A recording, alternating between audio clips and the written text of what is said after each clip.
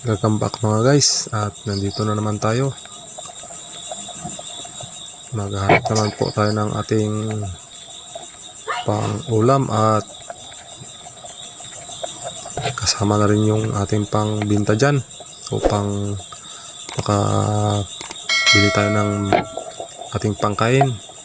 At yun na nga mga guys, meron pa tayong nakuhang mga manipis na tiyugbago, saka ito na yung ilang mga manipis na tiyugbang mailap, pero nakuha rin natin yung iba. At ito'y season ngayon ng mga tiyugbago guys, dahil ang ating dagat ngayon ay malamig ngayon pong December, kaya ito lang ang muna ngayon ang ating makukuha at makikita natin sa ating mga screen ng ating pinapanood. At sana'y hindi po kayo magsawa sa ating panonood guys ng ating mga maikling mga video. Hindi na tayo na gumagawa ng mga intro na yan, at hindi tayo masyadong marunong gumawa ng mga intro, at hindi rin ako mahilig sa mga intro guys. Gusto ko ay tuloy-tuloy kaagad ang ating mga pinapanood na mga video, kaya nandito na. Ayan guys, puro manipis na tiyugbago ang tawag namin dyan ang nakuha muna natin. Hindi na natin nasama yung kuha natin dyan na nakalagay sa aming lalagyan. Hindi ko na mapakita guys, sapagkat gabi na kasi na umahon ako sa dagat at nagsusolo lang ako. Yung mga kasama ko nauna na sa akin at ako'y naiwan dahil may importanteng pinuntahan ako mga guys, kaya nagsusolo lang muna ako. At ayun na nga guys, yung tinatawag namin na parol. Ito yung pangalawa kong napana. Ayan, nakakuha rin ako ng parol. Kahit maliit masarap din yung pang tinula. Ayan guys, at saka yung mga batang na daanan ko, busy sila sa kanilang ginagawa. Tinignan ko kung anong kanilang ginagawa. Akala ko'y naglalaro, hindi naman pala. Kumukuha pala sila guys ng mga sihi na sabi nila ay pang-ulam nila. At tinignan ko ang mabuti kung anong ginagawa talaga nila dyan sa pag-ukay nila dyan sa buhanginan, mga bato-bato.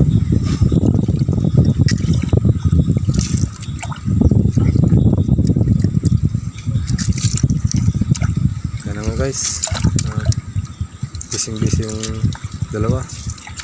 Ayan, may tumulong pa yung isa. Tatawanan sila. Ayan, magkakapatid yan mga guys, yung dalawa na yan, yung babae at yung lalaki. Ayan, kayo na lang natin sa sakit.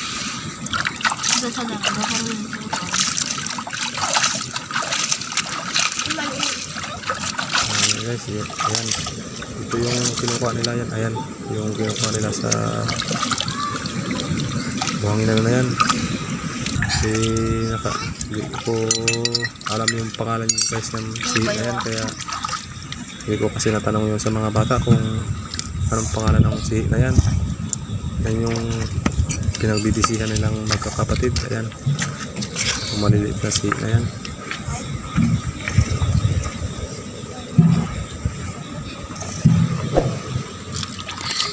Guys, yung lagyan ng bata yan sa bao.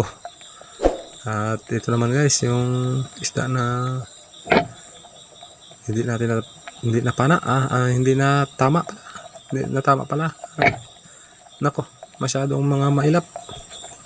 At malabo naman ang dagat natin guys. Hindi naman masyado lahat ay malinaw, kaya malabo naman talaga. Sa dagat na po talaga yan guys, at samahan pa ng labo ng camera natin, kaya talagang malabo. At yun nga mga guys, kasama pa yung mga kuliglig dyan, at maririnig yung mga hulin nila. Kaya kasi hindi tayo pagko-content kung umaga dahil marami tayong ginagawa. Kaya sa gabi na po tayo nagko-content pag galing po sa pag-ahon ng dagat, at sinasabay ko na rin po yung pag-edit nito at pagko-content, kaya pagpasensyahan nyo na mga guys. Dagdag pa sound yan mga guys, yung mga kuliglig na yan.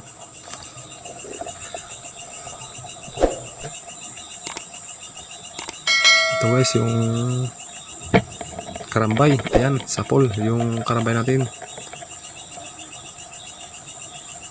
Yan, kahit medyo maliit pero okay na rin.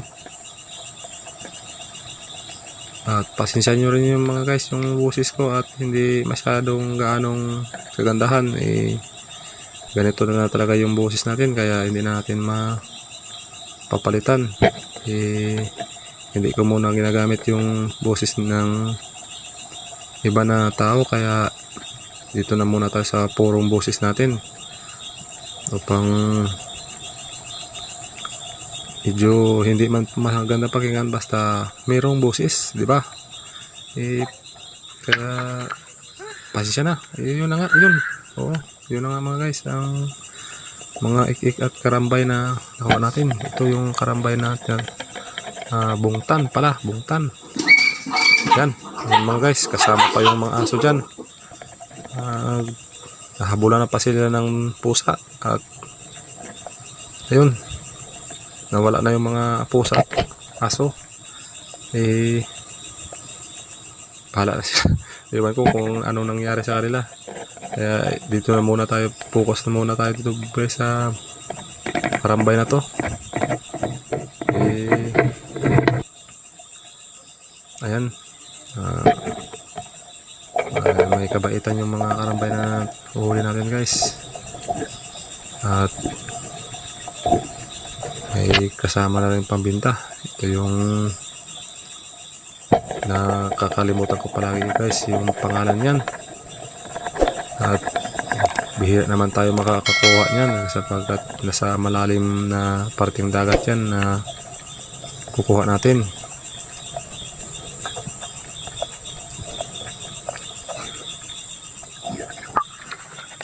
Ayan guys, at meron ditong isang isda naman na nakalimutan ko na rin yung pangalan niya. Kaya na lang mo guys siya magpangalan dyan, at ito na lang ang tinatawag nilang bila-bila. At yun na nga mga guys, at maraming salamat po sa inyo pong panonood, at sana wag po kayong magsawa sa panonood.